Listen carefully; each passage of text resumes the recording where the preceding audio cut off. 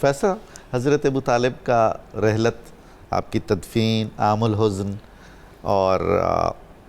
حضرت ابو طالب کے وصال کے بعد جو دباؤ پڑا رسول اللہ صلی اللہ علیہ وآلہ وسلم پر اور تحریک اسلامی پر، اور پھر ہجرت کا موقع آیا، فرمائیے۔ سیدنا حضرت ابو طالب کو سمجھنے کے لیے بڑی خوبصورت بات آپ نے فرمائی۔ 19 سال جی، بستر کیسے تھے،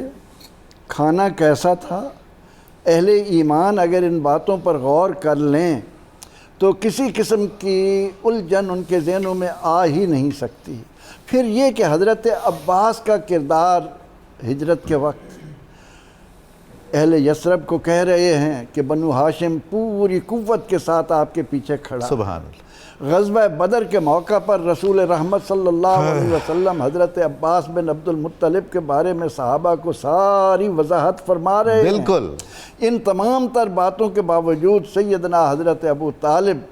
اپنی پوری زندگی جس طرح ایک دیوار بن کر نبوت کے سامنے رہے اور اس کے لیے قربانیاں دیتے رہے، اور پھر شیب ابی طالب میں رسول اکرم رحمت عالم صلی اللہ علیہ وسلم کا کم و بیش 3 سال تک رہنا، اللہ اکبر، ان دیواروں کو، ان مشکل ترین لمحات کیا رفتیں عطا کر گیا۔ اب نبی اکرم رحمت عالم صلی اللہ علیہ وسلم نے شیب ابی طالب میں جو تکلیفیں اٹھائیں اور حضرت ابو طالب آپ کا ساتھ دیتے رہے، اور اس کے نتیجے میں آپ سے 2 پیارے جدا ہوئے۔ جی، آپ نے ماشاءاللہ 50-50 کر کے وہ سارا دنیا کے سامنے رکھ دیا کہ نبی اکرم رحمت عالم صلی اللہ علیہ وسلم کو کتنا قلق ہوا ہوگا، بے شک و شبہ، کہ ایک طرف اتنی مہربان اور آپ کے ساتھ محبت کرنے والی، آپ کی خدمت بجا لانے والی، سب کچھ نثار کرنے والی خدیجۃ الکبریٰ جدا ہو رہی ہیں، اور دوسری طرف وہ مشفق چچا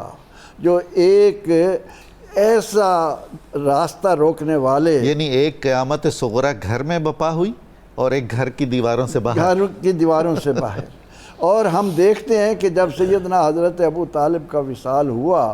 اور طائف کی گلیوں میں، اور پھر ہجرت کے اسباب سارے اگر سامنے رکھے جائیں، علماء لکھتے ہیں کہ ایک دفعہ نبی اکرم رحمت عالم صلی اللہ علیہ وسلم نے فرمایا ام المومنین عائشہ صدیقہ رضی اللہ عنہا سے کہ عائشہ، لوگ یہ سمجھتے ہیں کہ میرے لیے احد کا جو موقع تھا بڑا سخت تھا، لیکن حقیقت یہ ہے کہ میرے چچا کے وصال کے بعد جو طائف میں مجھے اذیتیں آئیں، طائف میں جن مشکلات سے مجھے گزرنا پڑا، طائف میں میں نے جن مصائب کا سامنا کیا،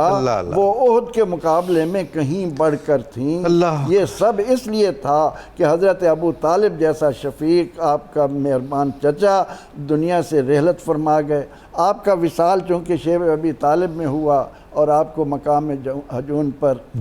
حضرت خدیجۃ الکبریٰ، حضرت عبد المطلب، وہاں پر آپ کا مزار انور بنایا گیا، اور اب بھی جب ہم وہاں جاتے ہیں سیدہ خدیجۃ الکبریٰ سلام اللہ علیہا کو سلام عقیدت پیش کرنے کے لیے، تو یقیناً وہ برکتیں حضرت عبد المطلب تک بھی جاتی ہیں، حضرت ابو طالب تک بھی جاتی ہیں۔ تو سیدنا حضرت ابو طالب نے اپنی پوری زندگی رسول اکرم رحمت عالم صلی اللہ علیہ وسلم کے لیے صرف اپنی نہیں، اپنی آنے والی نسلوں کی، کمال،